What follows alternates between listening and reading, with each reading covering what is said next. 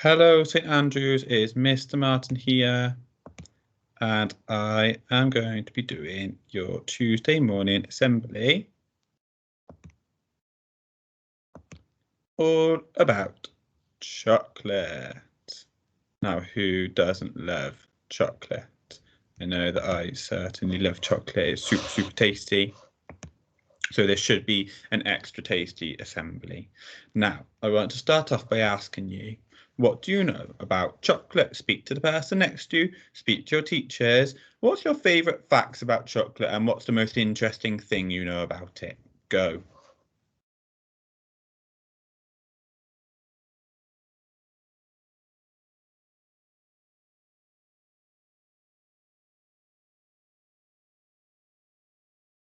Okay, and tree dying back to me. I could almost hear all of your ideas coming down the corridor into my classroom then, all about chocolate. And lots of your ideas seem to be about the way chocolate tastes, because everybody seems to love chocolate, don't they? It's got such a delicious taste, but there is much more to it than just the way it tastes, because chocolate is something that is heavily farmed, which means lots of people rely on it to make money in order to live and survive. They get paid to make the cocoa beans and send them all around the world. So it is a really important farmed good. Does chocolate come from the shop then, I wonder? What do you think? You can buy chocolate from the shop, but actually it comes from cacao beans. And lots of adults actually say this wrong because they think it's cocoa beans, which they are, but there's actually a cacao plant and then the cacao beans come out of the cacao plant. So it's a little bit different. And lots of adults get that mixed up as well. Where does the chocolate come from? Chocolate comes from cacao pods, and cacao pods grow on cacao trees. Cacao trees are grown in large plantations in hot places near the equator, such as Brazil in South America and Ghana in West Africa. Now, there's a big long word there called equator. Can you say it? Equator. An equator means it is the invisible line, you can't see it, that runs around the middle of our planet Earth.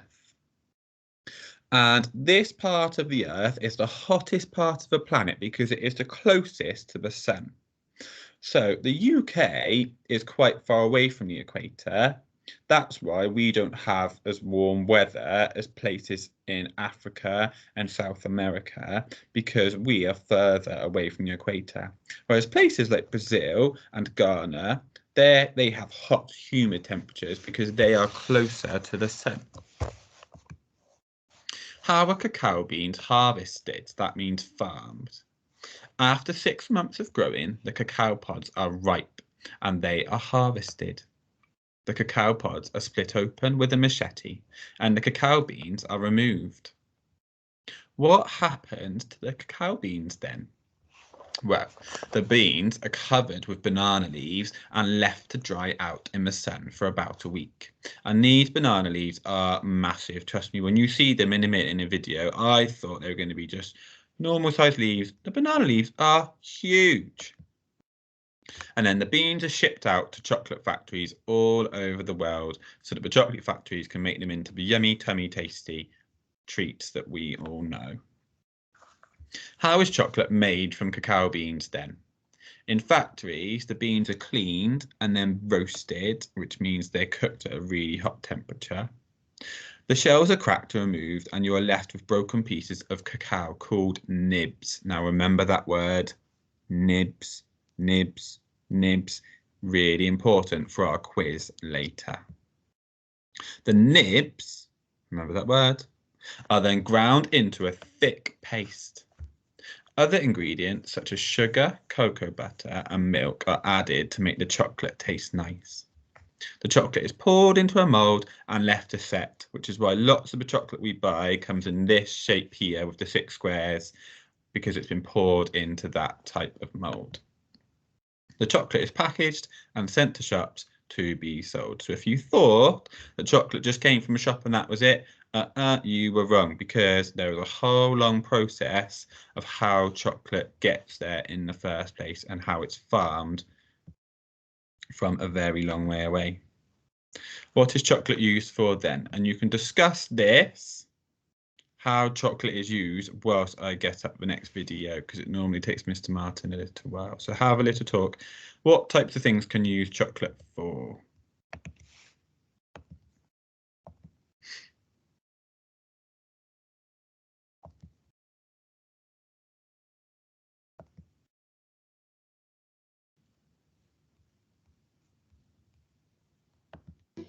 What is cacao? Have you ever wondered which ingredients go into making chocolate? Would you be surprised to learn that one of the main ingredients is a kind of seed that looks like this? The seeds grow on cacao trees, which can be found in warm tropical regions, such as here in the Ivory Coast, which is on the west coast of Africa, nearly 3,000 miles away from the United Kingdom. They also grow in lots of other countries in the tropics, such as Ecuador, Brazil, and Indonesia. This is because all of these places are warm and humid. The cacao trees produce large, colourful pods that look like this, hard and melon-shaped. They grow straight from the trunk and larger branches of the trees. And once they have ripened from green to yellow, red or orange, the farmer knows they're ready for harvest. There are a few different varieties of cacao. The trees resemble apple trees and grow no more than 25 feet tall. The farmer harvests the cacao pods using a very sharp blade. It's hard work in the hot sun, but the farmers are very skilled. The pods are then cut open to reveal the white fleshy fruit and seeds inside. They typically contain more than 50 seeds each. As you can see, the fresh seeds don't look anything like chocolate at this point. They're not even brown in colour. The seeds are then taken to a processing house. First, the seeds are placed into wooden boxes like this and covered with large banana leaves to protect them. This process allows the seeds to develop a richer flavour and is known as fermentation.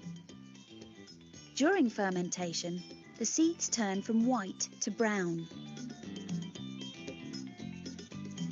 Once they are fermented, the next stage is to dry the seeds. This takes around a week, and during this process, the dried seeds lose so much water that they end up around half their original weight. They are now called cocoa beans and look like this. Next, the cocoa beans are roasted in a machine. Roasting makes sure that any bacteria that might be present is killed, and it also helps to give the beans a nice flavour and colour. The roasted beans are then winnowed. This process separates the outer husk so that only the inside remains. The inside is the most important part, as this is used to make the chocolate. The beans are then ground and heated so that they melt into what we call a chocolate liquor. Once the chocolate liquor has cooled down, it sets and becomes what is called cocoa mass. It is then ready to be transported by ship to factories all over the world, where it will be made into tasty chocolate for you to enjoy as a treat.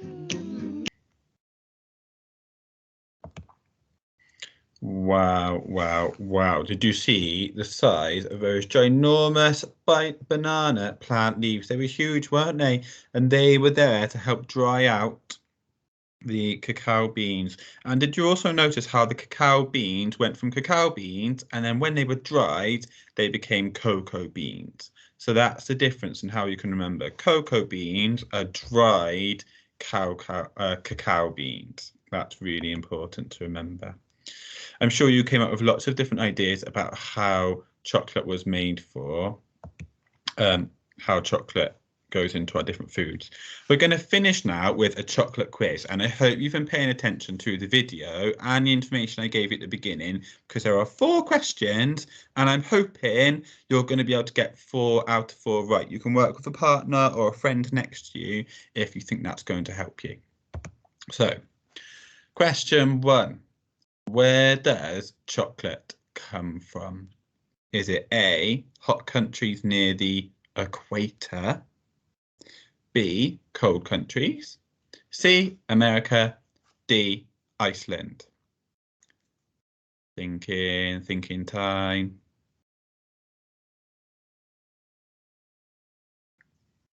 Okay, hopefully you've got your answer.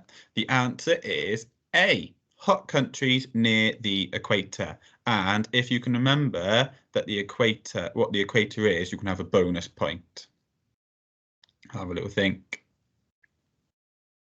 That's right, the equator is the invisible line around the middle of our planet that is the closest to the sun. If you remembered that, give yourself a bonus point and put them on your fingers to remember. Next question. What is used to remove the cacao pods from the trees? Are they removed by A, the hand, B, a machete, C, a machine, or D, clippers? So A, hand, B, machete, C, machine, D, clippers. Tricky one. The answer is B, machete. A machete is like a long, sharp blade that farmers would use because it's the best way of getting the cacao pods from the trees. Well done, and give yourself a point if you got that one right. What happens to the cacao seeds once they are removed from the pods? Are they A, washed and ground up, B, thrown into a bin? That would be pretty silly, wouldn't it? C, fermented and then dried, or D, dried and shipped to other countries? And actually, I think there's 2 different answers you could have here. Have a little think. Hopefully you've got your answer. So I think you could have 2 answers there, and they are C and D. C, they are fermented then dried, and D, they are dried and shipped to other countries, because actually both of those 2 things happen. The cacao beans seeds are fermented, then dried, and then they're shipped to other countries. So C and D are both right. Give yourself a point if you said either of those. Last question then, children. Which part of the bean is used to produce chocolate? So which is the most important part? And I remember telling you to remember this word, and I said it a couple of times to see if it would help you remember. Is it the shell, B, the core, C, the paste, or D, the nib?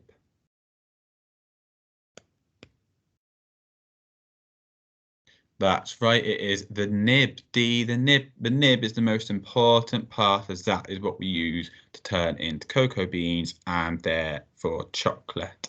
So, scores on the doors. Tell your friends around you your score so they know, and you can show how well you've been listening today. I hope you've enjoyed listening to me talk about chocolate, and I hope you get to try a little bit of chocolate on Wednesday this week, because that is International Chocolate Day. Remember, chocolate is more than just something that tastes good. It is really important to lots of different farmers around the world, as it is their way of getting money. Thank you for listening, children, and Dabachi.